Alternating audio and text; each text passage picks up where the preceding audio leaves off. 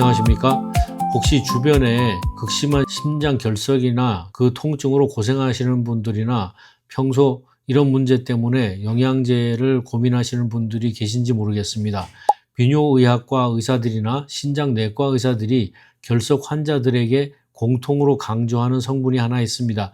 그게 바로 구연산입니다. 실제로 병원에서는 신장 결석 환자들에게 가장 먼저 처방하거나 권장하는 형태의 구연산은 바로 구연산 칼륨입니다. 많은 분이 결석을 예방하거나 피로를 회복하려고 구연산 영양제를 찾으시거나 매일 아침 레몬수를 만들어 마십니다.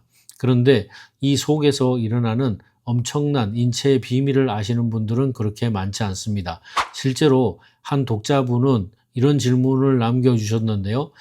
결석 예방에 구연산이 좋다는데 몸에 다른 좋은 효과는 없나요? 물론 있습니다. 세포 발전소를 돌려서 피로를 회복해주고 활력을 주는 최고의 성분이라고 할 수 있습니다. 하지만 이렇게 답변을 드렸더니까 구연산에 대한 아주 수준 높은 질문들이 쏟아집니다.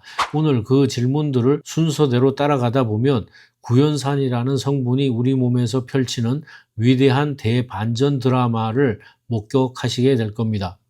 화학 지식이 전혀 없어도 완벽하게 이해시켜 드릴 테니까 집중해 보시기 바랍니다. 우선 첫 번째 이야기, 구연산이 도대체 어떻게 결석을 막는지부터 시작해 보겠습니다. 우리 소변 속에는 음식물 등에서 유래한 수산과 칼슘이 둥둥 떠다닙니다. 이 수산이라는 녀석은 외로움을 많이 타서 눈앞에 칼슘만 보이면 무조건 달라붙으려고 하는 성질이 있습니다. 문제는 둘이 결합하면 물에서 절대 녹지 않는 아주 단단한 돌덩어리인 수산칼슘, 즉 결석이 된다는 점입니다. 이때 구원투수 구연산이 등장하면 재미있는 삼각관계가 만들어집니다. 구연산은 칼슘을 유혹하는 능력이 수산보다 훨씬 강력합니다. 수산이 칼슘에게 손을 뻗으려고 할 때 구연산이 그 중간에 확 끼어들어서 칼슘을 가로채버리는 거죠. 결국 수산은 짝을 잃고 혼자 배출되고 칼슘은 구연산의 손을 잡고 소변으로 안전하게 녹아 들어갑니다. 구연산이 딱딱한 돌이 되지 않게 막아주는 보디가드 역할을 하는 것이죠. 그렇다면 이렇게 유익한 구연산을 어떻게 먹는 것이 가장 좋을까요? 실제 병원에서는 신장 결석 환자들에게 가장 먼저 처방하거나 권장하는 형태가 바로 구연산 칼륨입니다. 칼륨이 구연산과 결합해 있는 형태인데요. 이 영양소는 결석 예방에 아주 탁월할 뿐만 아니라 현대인에게 엄청난 보너스 효과를 줍니다. 바로 나트륨 배출과 혈압 안정입니다. 짠 음식을 많이 먹고 몸이 붓고 혈압이 걱정되는 분들에게 구연산 칼륨은 결석 예방과 심혈관 건강을 동시에 챙기는 최고의 선택이 되기도 합니다. 그런데 여기서 첫 번째 날카로운 반론이 들어옵니다.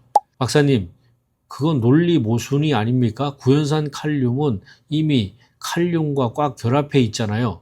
자기가 이미 다른 미네랄을 들고 몸속으로 들어가 놓고 소변에 가서 그걸 버리고 소변 속에 다른 칼슘과 결합한다는 게 말이 되나요? 정말 감탄이 나오는 날카로운 지적이라고 아니할 수 없습니다. 이 모순을 풀려면 우리 몸속의 해체쇼를 상상해 보셔야 합니다. 구연산 칼륨이라는 영양제는 위장과 소장을 거치면서 구연산 따로 칼륨 따로 이렇게 완전히 쪼개져서 몸속에 흡수됩니다.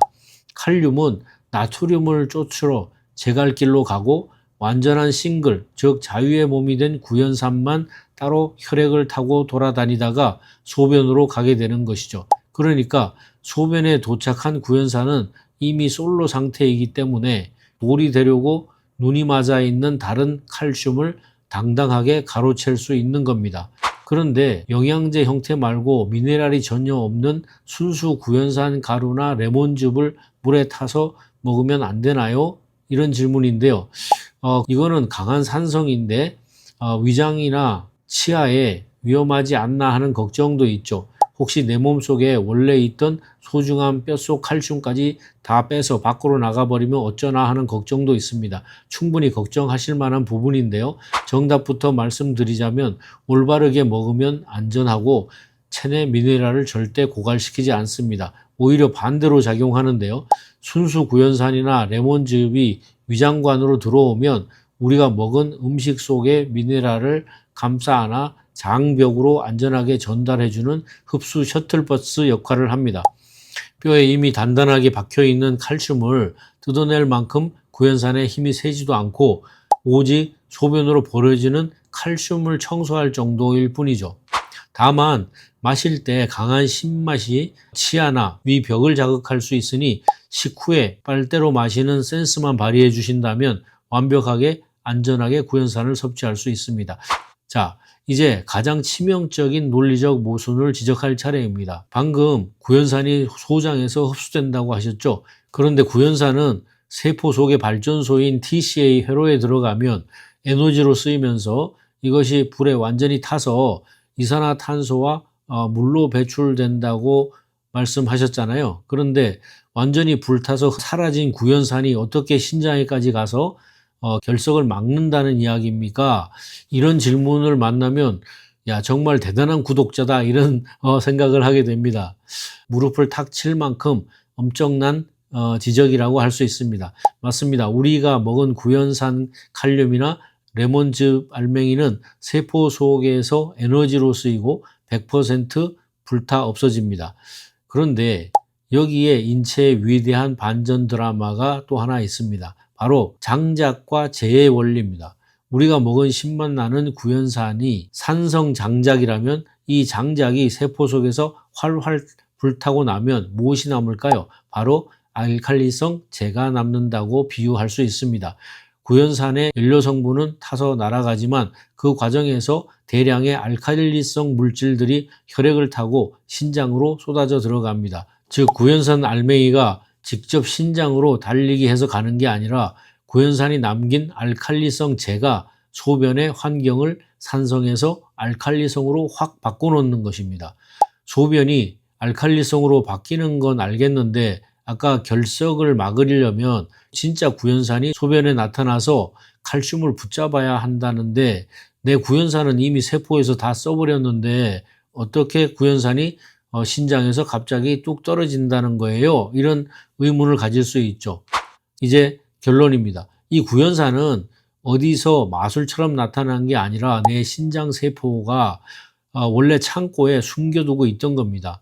사실 우리의 콩팥, 즉 신장세포는 매일 스스로 구연산을 엄청나게 만들어내는 구연산 공장입니다. 하지만 평소에는 이 귀한 구연산을 소변으로 버리지 않고 자기들이 에너지로 쓰려고 세포 안 창고에 꽁꽁 잠가두고 재활용하고 있습니다. 그런데 우리가 먹은 구연산이 타서 만든 알칼리성 재가 신장에 도착해서 소변을 알칼리성으로 만들면 신장세포의 비상경보 스위치가 켜집니다. 어라? 지금 소변 환경이 너무 알칼리성이야. 이거 균형을 맞춰야 하니까 창고에 감춰둔 구연산 비축 물량을 다 소변으로 내보내라. 이렇게 해서 창고 문이 활짝 열려버리는 거죠. 이게 바로 시골에서 물 펌프에 쓰는 마중물 같은 원리입니다. 우리가 밖에서 넣어준 한 바가지의 구연산이나 레몬즙은 우리 몸속에 다 불타서 없어질지 모르지만 강력한 알칼리 신호라는 마중물이 돼서 우리 신장세포가 숨겨두었던 진짜 구연산 비축 물량을 소변으로 콸콸 쏟아져 나오게 만드는 것입니다. 그리고 그렇게 쏟아져 나온 내 몸속의 구연산이 마침내 칼슘을 붙잡아서 결석을 완벽하게 막아내는 것이죠. 여러분 어떠신가요? 구연산이라는 성분 하나가 우리 몸속에 들어와서 일으키는 도미노 현상이 한편의 완벽한 반전 드라마 같지 않나요? 혈압관리와 나트륨 배출까지 돕는 똑똑한 구연산 칼륨을 선택하시던 가장 자연스럽고 순수한 구연산 분말이나 레몬즙 한 잔을 활용하시던 우리 몸속의 위대한 마중물 시스템은 똑같이 가동되게 됩니다. 칼슘제를 드시고 계시는 분들도 결석을 예방할 수 있는 훌륭한 방법입니다. 여러분들이 평소에 레몬수를 만들어 먹는 게 힘들고 또 여러 가지 과학적인 면을 고려해서 보다 결석 해소에 도움이 되는 영양제를 원하신다면 나노웰의 K-클렌즈라는 제품이 있습니다. 자, 논리적 모순처럼 보였던 질문을 통해서 인체의 위대한 기적을 과학적으로 증명해 본 시간이었습니다. 오늘 내용이 도움이 되셨다면 구독과 좋아요를 부탁드리고요. 다음 시간까지 안녕히 계십시오.